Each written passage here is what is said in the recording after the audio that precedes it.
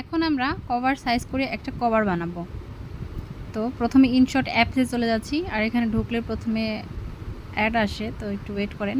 তো এখানে কোলাজে চলে যাবেন, কোলাজে যাওয়ার পরে গার্ডে চলে যাবেন, এই যে উপরের অপশনটা ওইখানে ক্লিক করার পরে আপনি এইখানে আপনার গ্যালারি শো করবে। গ্যালারি থেকে আপনি যে কয়টা দিয়ে আপনি কভার বানাতে চান সেই কয়টা পিক নেবেন। তো সব থেকে ভালো হয় 6টা পিক নিলে, 6টা পিক দিয়ে একটা কভার বানালে কভারটা অনেক সুন্দর হয়। তো আমি এখানে 6টা পিক নিই। এখন এখানে লেআউটে চলে যাবেন, এখানে লেআউট অপশনে ক্লিক করবেন, তারপরে দেখেন আপনি কভারটাকে কিভাবে রাখতে চান।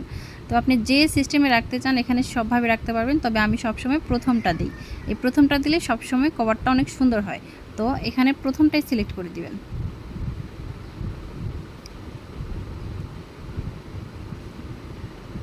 তারপরে এখানে টিক মার্কে দিয়ে দিবেন। এই তো এই হচ্ছে আমার 6টা পিক এখানে সিলেক্ট করা হয়ে গেছে। এরপর ক্যানভাস সিলেক্ট করবেন। এখানে ক্যানভাসে ক্লিক করার পরে দেখেন ওই রিলসের মতো 9:16 সব কিছু এখানে আছে, কিন্তু কভারের জন্য 16:9। এটা হচ্ছে কভারের, এটা হচ্ছে কভার সিলেক্ট করার জন্য এইটা। তারপর আপনি ছবিগুলো একটু এদিক সেদিক টান দিয়ে আপনি ছবিগুলো ঠিকঠাক করে দিবেন।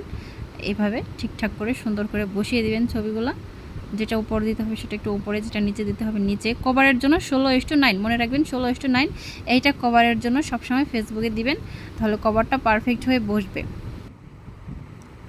এরপর টিক মার্কে ক্লিক করে দিবেন। এখন এখান থেকে টেক্সট ক্লিক করবেন, এখানে কিছু লিখে দিবেন।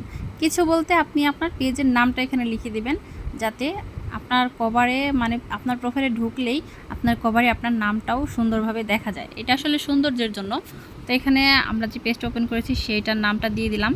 তো এভাবে করে আপনি কোনভাবে মানে কোন স্টাইলে লেখাটা দিতে চান সেটা নিয়েও দিতে পারেন। এই এক সাইড করে দিয়ে দিলাম।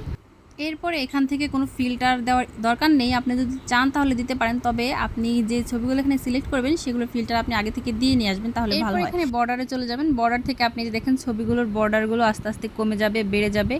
এইভাবে করে আপনি বর্ডার সিলেক্ট করতে পারেন, আপনার রুচি অনুযায়ী আপনার ইচ্ছা অনুযায়ী আপনি যে কোনোভাবে এভাবে বর্ডারটা দিতে পারেন। তো আমি আর বেশি দিব না।